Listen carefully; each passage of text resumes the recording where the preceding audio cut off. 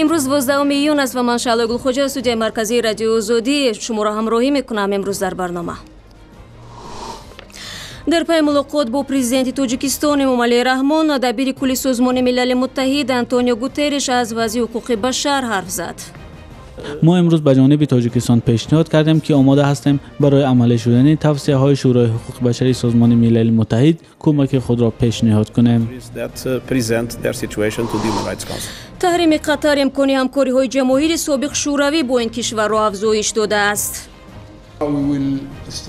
ما اکنون واردات اشیاء خام را از کشورهای آذربایجان، ازبکستان، اوکراین، رومانیا و بلغارستان راه اندازی کردیم. و بسته شدن دو مسجد طاعت و عبادت مسلمانان یک دهه ناحیه ایسا را با مشکل مواجه نمود.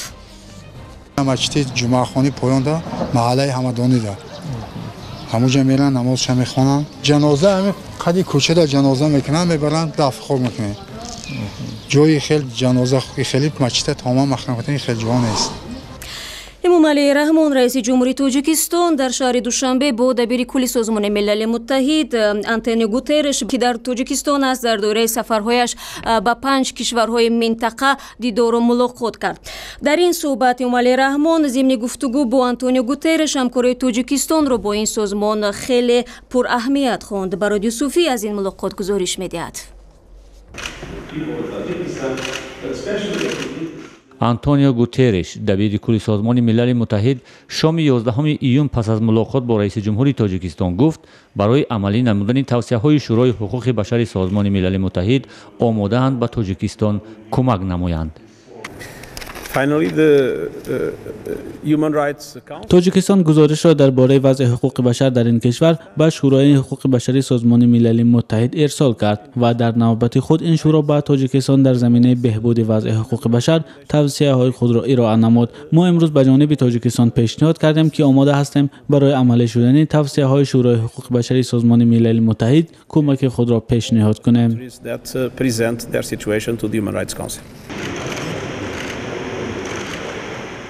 ملاقات آنتونیو گوترش با امامعلی رحمان در دایره سفرش به کشورهای آسیای مرکزی انجام شد. و دنبال استقبال در قصر ملت، ملاقات هیئت‌های تاجیکستان با گروه نمایندگان سازمان ملل متحد زیر رهبری آنتونیو گوترش دبیر کل سازمان ملل متحد برگزار گردید. دبیر کل سازمان ملل متحد هدف اصلی سفرش به کشورهای آسیای مرکزی از جمله با تاجیکستان را تحکیم روابط بیشتر با سازمان با نفوذ زیر رهبریش عنوان کرد. ما با جناب پرزیدنت یکچند مسئله ها را در بخش‌های گوناگون بررسی کردیم و من باوری دارم که سازمان ملل متحد برای بهتر کردن همکاری ها در این ساحه ها با جمهوری تاجیکستان در آینده کمک‌های خود را باز هم افزایش دهد. این در حالی است که چند روز قبل سازمان هیومن رایتس واچ از دبیر کل سازمان ملل متحد خواسته بود که ضمن سفرش به آسیای مرکزی و ضمن ملاقات با امامعلی رحمان رئیس جمهوری تاجیکستان مسئله مراعات حقوق انسان، خاتمه دادن به عذاب و شکنجه و فشار به خبرنگاران را در میان بگذارد. آنتونیو گوترش پس از ملاقاتش با پرزیدنت رحمان جزئیات صحبتش را در مورد حقوق انسان در تاجیکستان توضیح نداد. در ملاقات دبیر کل سازمان ملل متحد با رئیس جمهوری تاجیکستان همچنین مسائل تحکیم همکاری بین این سازمان و کشورهای منطقه آسیای میانه در بخش‌های مختلف از جمله مبارزه با تروریسم و تندگرایی، مقابله با قاچاق مواد مخدر و وضع پرتنش افغانستان بررسی شدند. صبح 12 ایون دبیر کل سازمان ملل متحد در همایش بین المللی تحکیم همکاری جهت رسیدن به رشد استوار در شرایط تهدید و خطرهای معاصر شرکت نمود. در این همایش بیشتر سر مسائل رشد اقتصاد، تأثیر تغییرات اقلیم بر رشد بخش‌های مختلف تاجیکستان از جمله صحتی، غذای مردم، دسترسی به آب و محیط زیست تمرکز کرده شد. در حالی که دبیر کل سازمان ملل متحد در دوشنبه از جمله مسئله رعایت حقوق انسان را مطرح می‌کند، صدها نفر تاجیکان از کشورهای دیگر حق پناهندگی می‌خواهند. سال گذشته 130 نفر از شهروندان تاجیکستان از حکومت پولشا و یا لهستان حق پناهندگی درخواست کردند. این آمار نو را اورستات مؤسسه آمار اتحادیه اروپا نشر کرده است. در آن از جمله آمده است 8% آنهایی که از پولشا پناهندگی خواستند شهروندان تاجیکستان می‌باشند. رو به کشورهای اتحادیه اروپا آوردن شهروندان تاجیکستان بعد از سالهای 2015 و پس از ممنوع اعلام کردن حزب نهضت اسلامی شروع شد. به گفته حامیان حقوق، اکثر داوطلبان پناهندگی طرفداران همین حزب ممنوع میباشند. برنامه را ادامه میدیم. در همین حال روز 11 ایون در کشورهای اتحادیه اروپا به روی اوکراین باز شد. هیوجس مینگرلی فرستاده اتحادیه اروپا در اوکراین بخشیده به این رویداد گفت که اکنون مردم اوکراین می توانند به 33 کشور اروپای غربی بدون روادید سفر کنند. از امکانات پیش آمده قبل از همه اوکراینی ها استفاده کردند که شناسنامه های بیومتری دارند. صاحبان شناسنامه‌های بیومتری در اوکراین از روز یکشنبه حق پیدا کردند بدون روادید به کشورهای اتحادیه اروپا و منطقه شنگن سفر کنند. بخشیده به این حادثه در فرودگاه بوریسپول کیف برنامه هنری تشکیل کرده شد. اکنون هر نیم سال شهروندان اوکراین برای 3 ماه می توانند به بیشتر کشورهای اروپایی برای جهانگردی، دیداربینی پیوندان و یا شرکت در چهاربینی‌های فرهنگی و علمی و ورزشی بروند. با گفته تاتیانا ژداننکو چنین اقدام تصورناپذیر بود، هرچند پدرش اطمینان داشت که روزی چنین خواهد شد. او برای دیداربینی با دخترش که در خارجه به سر میبرد روادید نگرفت و اشتباه نکرد. ولادیمیر مارتیننکو از پیدا شدن امکانیت‌های نو برای سیاحت خوشحال است. همیشه آرزو می‌کردم که شهروند جهان باشم. من را دائم یک فکر ناراحت می‌کند که چرا کشورها میان هم مرز گذاشتند. سفیر لیتوا در کیف ماریوس یانوکونیس نزدیک شوی طرفین را نه تنها برای اوکراین بلکه برای اروپا نیز عید نامید. نظام بدون روادید برای اوکراینی ها حق کار در اروپا را نمیدهد ولی برای ارزیابی امکان کار مانع ایجاد نمی کند. اجازه کار تنها با داشتن روادید کاری امکان پذیر است. روای آزاد به منطقه شنگن را ایسلندیا، لیختنشتین، نروژ و شویتزاری هم اجازه دادند. هرچند این کشورها عضو اتحادیه اروپا نیستند. بریتانیا و ایرلندیا قاعده‌های خود را دارند و خواهشمندان برای سفر به این دولت‌ها باید روادید داشته باشند. برنامه را ادامه میدیم. یک هفته به این سو که قطر در زیر تحریم قرار دارد، این کشور تلاش نمود هم از حساب ذخیره‌های داخلی و هم از حساب تنظیم روابط تجاری با دولت‌های نو کمبود غذا در این کشور را برطرف کند. یکی از کشورهایی که میتوانند از این وضعیت سود به دست آورند جماهیر سابق شوروی هستند. تفصیلات بیشتر از ساجده میرزا. استحصال کننده های قطری باور دارند که کمبود غذا را از حساب افزایش محصولات داخلی میتوان برطرف کرد. یک هفته این جانب عربستان سعودی، بحرین، امارات متحده عرب، مصر و چند کشور دیگر قطر را به پشتیبانی از جنبش‌های افراطی و تروریستی متهم و رفت و آمد زمینی، آبی و هوایی با این کشور را قطع کردند. در مؤسسه کارکرد گوشت شهر دوحه کار از 1 به 2 بست توسعه یافته، تولید محصولات گوشتی نیز 2 برابر یعنی به 40 تن برابر شده است. ما اکنون واردات اشیاء خام را از کشورهای آذربایجان، ازبکستان، اوکراین، رومانیا و بلغارستان راه اندازی کردیم. ما حرکت داریم. هفته آینده من به چند کشور دیگر سفر کرده همکاران نو را به اینجا خواهم آورد. هفته گذشته وقتی عربستان سعودی علیه قطر تحریم اعلان کرد، مشتریان غفلت زده دکانها را خالی کردند. در گذشته 80% واردات قطر از کشورهای عربی خلیج بود. آخری هفته گذشته در مسکو وزیر کارهای خارجه روسیه سرگئی لاوروف با وزیر کارهای خارجه قطر محمد بن عبدالرحمن ثانی ملاقات و دعوت کرد که بحث فعلی کشورهای خلیج با راههای دیپلماتی و احترام یکدیگر حل شود. پرزیدنت ترکیه رجب طیب اردوغان دعوت کرد که تحریم قطر کاملا قطع شود.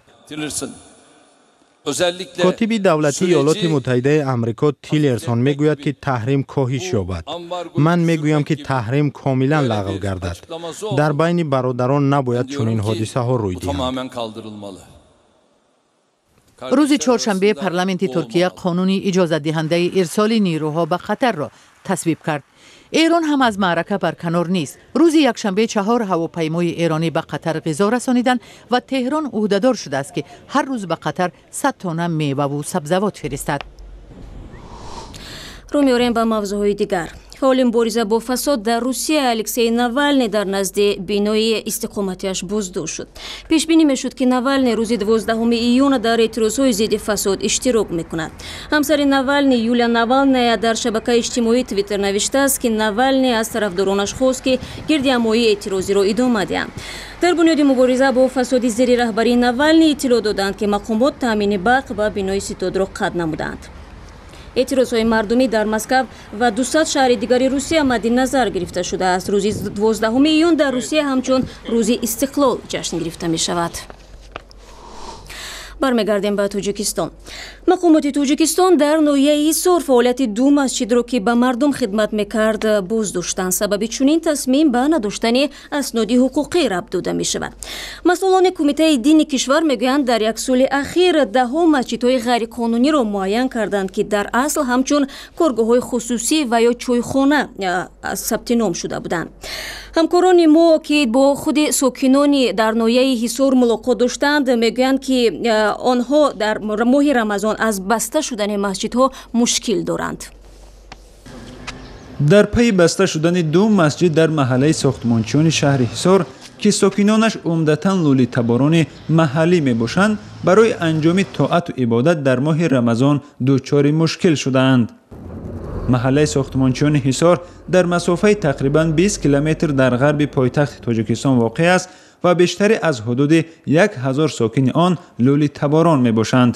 ин масҷидҳо бахусус дар моҳи шарифи рамазон пур аз намозгузорон буд. фаъол набудани ин ду масҷид дар ҳаёти ҳамарӯзаи сокинон мушкил эҷод мекунад. масҷиди ҷумъахони поёнда маҳаллаи ҳамадонида ҳамуҷа меран намозша мехонанд. ҷаноза ҳамин қади кӯчада ҷаноза мекунанд, мебаранд дафнхор мекунанд. ҷои хел ҷаноза хели масҷида тамом махнахотани хел ҷо нест.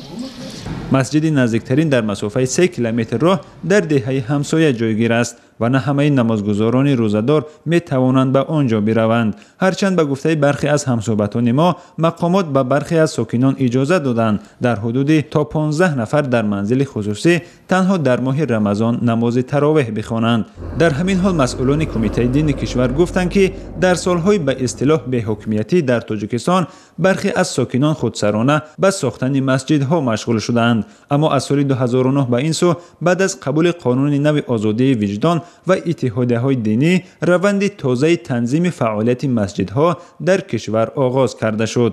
бе мувофиқаи мақомоти худи идоракунии шаҳра ва деҳот, бе мувофиқаи мақомоти маҳаллии ҳокимияти давлатии шаҳру ноҳияҳо ишғол карда сохтмони масҷидҳоро оғоз кардан ва онҳоро ба бунёд намуданд. ҷойҳои ҷамъиятӣ ё ин ки ҳамчун чойхона ва ё ҳамчун мисол мегӯем ки гузарондани расм оинҳои мардумӣ яъне бунёд карданд. ба гуфтаи мақомот дар як соли ахир дар Тоҷикистон фаъолияти 222 масҷиде ки ғайриқонунӣ яъне хилофи низомномаи расмӣ вуҷуд доштанд ба ҳолати пешина баргардонида шуд. соли гузашта дар шаҳри Кӯлоб як чунин масҷидро ба як хонаводаи бесарпаноҳ дода буданд ки норозигии сокинонро ба бор овард. солҳои ахир ҳукумат як қатор тасмимҳое гирифт ки аз ҷониби мусалмонони кишвар ва созмонҳои дифои ҳуқуқи инсон ҳамчун нақзи ҳуқуқҳои мазҳабии мардум танқид шуданд. дар солҳои ахир намозгузории то 18-солаҳо ва занон дар масҷид мамнӯъ шуд ва садҳо масҷид бо далели надоштани муҷаввиз баста шуданд.